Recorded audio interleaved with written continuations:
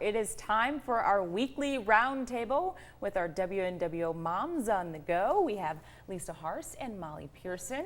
Good morning, ladies. Good morning. I can't wait to dive into this topic, all about spoiling your kids. When are you spoiling them? How much is too much? And the whole 9 yards. So I'm really interested to talk about this. Let's start off with you, Lisa, first, and let's define spoiling, because we know every parent defines spoiling a little bit different. I think there's a lot of different ways. I know one way we've talked about recently is like paying for chores. A lot of people pay their kids to do things. Other ones is just like giving them everything they want when they want it. You know, there's a lot of different ways to teach your children to work for things, and just, you don't have to give them everything just because they're, you know, you're at the store. And yeah, and you mentioned paying for chores here. Correct. A surprising 71% of parents will pay their kids for doing chores this summer. This is according to a June 2011 survey of nearly a little over 2,000 consumers. So they say it's a little bit beyond pocket change too, with an average of $25 a month just for doing laundry. Molly, do you think that's too much? I do, just because I think, you know, as being part of a family, it's important to, you know, make your bed and clean up your clothes and, you know, help empty the dishwasher and remove your dishes from the table after dinner. And you know, those are just part of a daily household thing. Okay. So I don't know that, you know, paying kids to do those is necessarily something that's needed. And maybe trying to reward them for doing extra things around the house, maybe things they're not even asked to do. And, you know, rewarding them for those type of things is more beneficial to the child than just paying them for. I'm not gonna lie, I got paid to do my chores. You did? I did.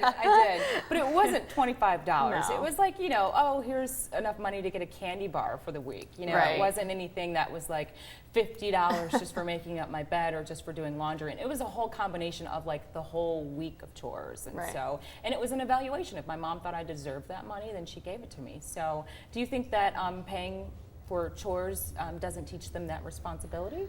I think there's a difference. I don't want to pay Colton for just regular chores like the dishwasher, the dishes, the laundry, but I'll pay him to do like something above and beyond. Like if he does something a little extra, or like when I was little, I got money for doing stuff for like neighbors or family members. You know, I'd go to my grandma's and pick up sticks and I got $5 or $10. Or I'd mow, you know, when I got older, I even mowed my neighbor's lawn for like $30 a week, you know.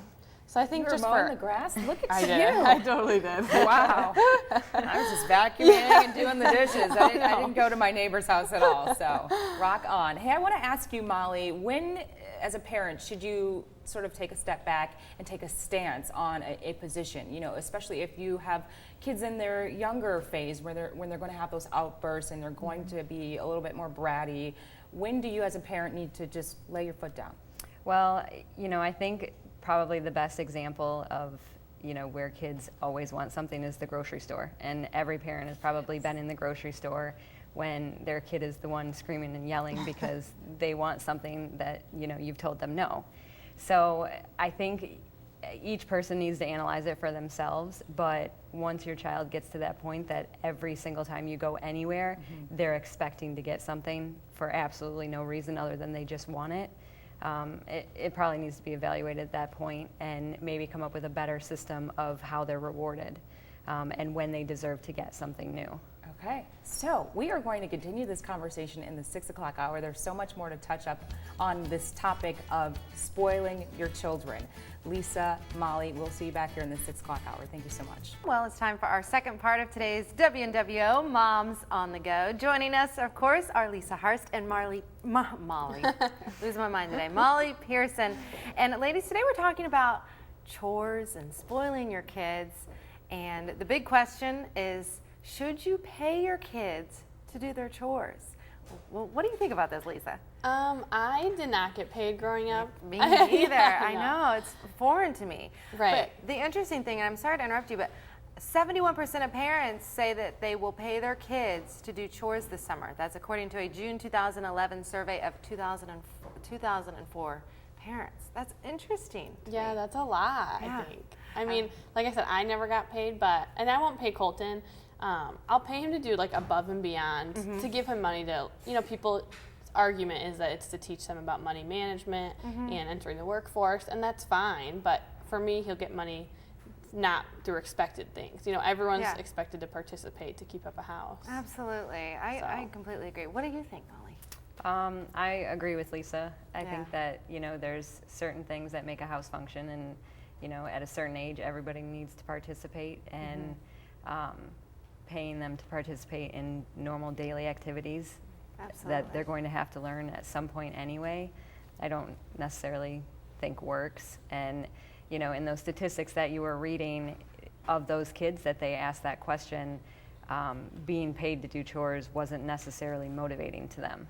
Yeah, So, right. you know, kids themselves are even saying, this doesn't help us to make us do, you know, clean our room Right, or absolutely. empty the dishwasher. Well, I think it is really interesting. Do you think it is a sign of the times that this has become a more prevalent thing? Because when I grew up in the 80s, and I can't even think of, like, my parents might be like, here's $1 for something, you know? I mean, here's $1 for a candy bar or something. I have no idea.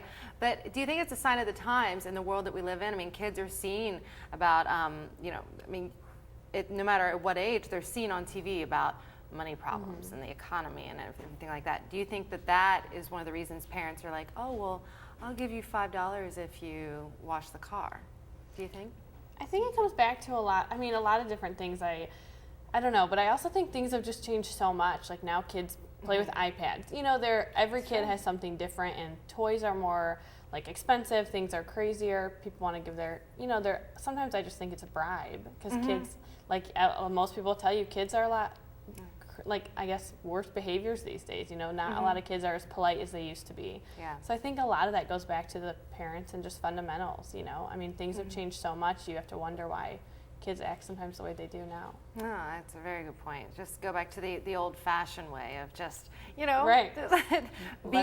doing responsible things and teaching. I think that does outweigh the teaching them about finances. The kids are going to have a long time to learn about financial responsibility. Well, I think too, like instant gratification has become a really big problem. And in the previous segment, we talked about how when kids go to the grocery store, you know, every time they see something, they expect to get it. Right. And one of the things that I had read about was, you know, when you go to the grocery store, take a piece of paper and a pen, and every time your child sees something that, you know, they absolutely need or must have, instead of buying it on the spot, write it down. And over time, you know, the list will accumulate, and you can decide when your child deserves to get something special and allow them to pick something off of that list. Oh, that's a great idea.